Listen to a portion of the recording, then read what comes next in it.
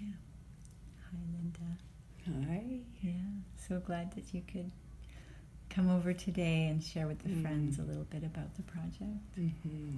Yeah, so tell me a little bit about its origins. Well, I lived in the Congo, the DRC Congo, for 2 years, and that changed my life.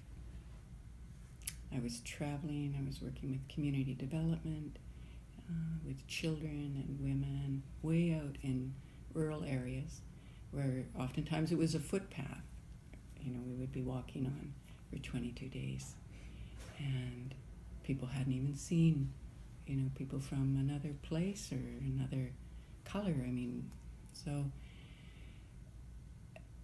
it moved me deeply. In fact, the farther we were from any town or city, the more light became evident in their eyes. And I learned a lot.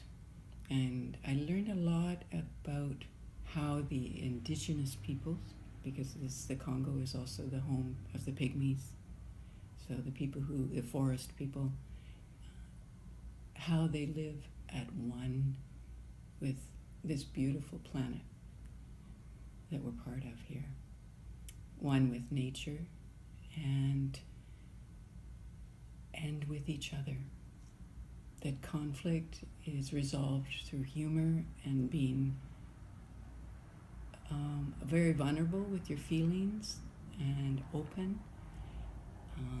Every child referred to every adult as mother or father, and every other child was sister or brother.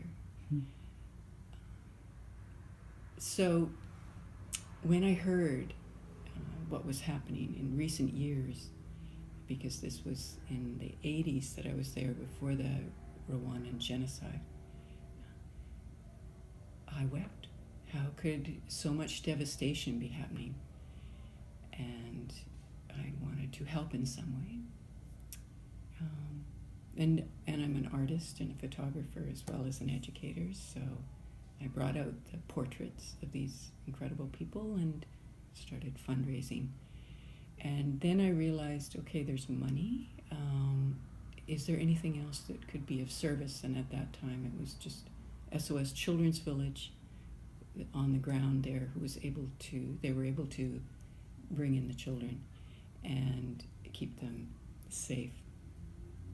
So that fundraising helped with that. So it became clear that what was needed was a program, and that evolved since 2006 into 3 main aspects, and that one of them, as an artist and an educator, you realize the transformative power of the arts, to bring people together, to heal, to uplift, to educate. So that was infused into the project. And then I realized that there also was needed a healing aspect. It's a simple realm of techniques that could be shared with children, and so that a 7-year-old could be sharing with their auntie who was all of a sudden left with all these children who had been orphaned. And so I studied with a doctor for a year, Dr. Pat Kane, and learned the different techniques and from all around the world.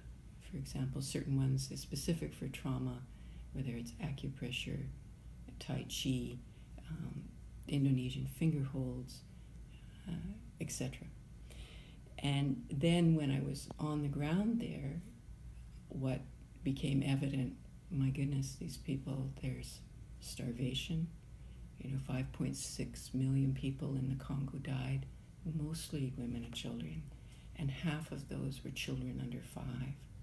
And they died from things which were preventable, like malaria, like malnutrition, like diarrhea, and treatable. So that brought in a whole aspect, not only the healing, but the peace gardens, so nutritional medicinal gardens.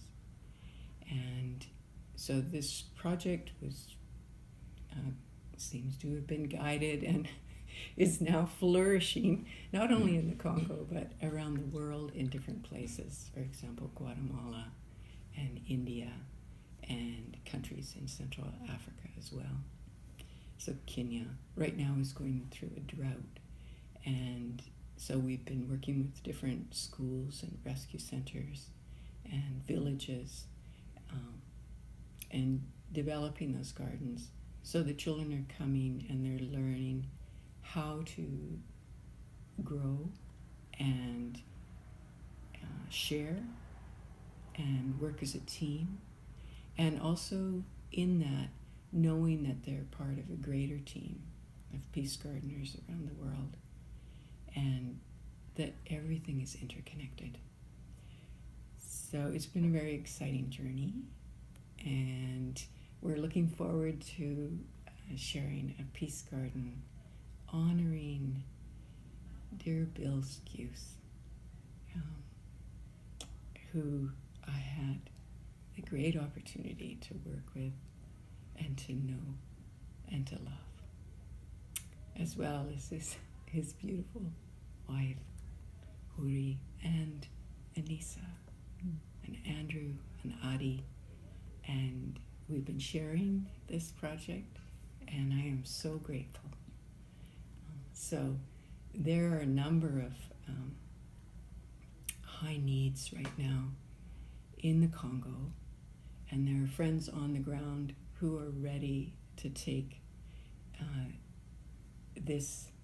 the funds into schools, into pygmy villages that have been in areas of violence, and help bring about change.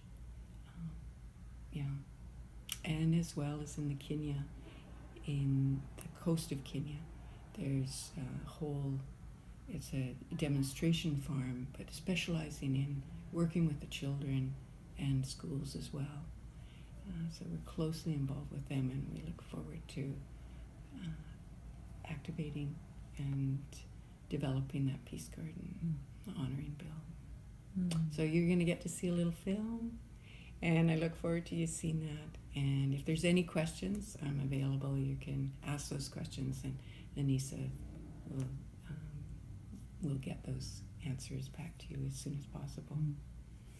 Thank you so much, Linda. I look forward to hearing more as things unfold and sharing back with the friends who are interested in participating. Yes. Thank you. Thank you.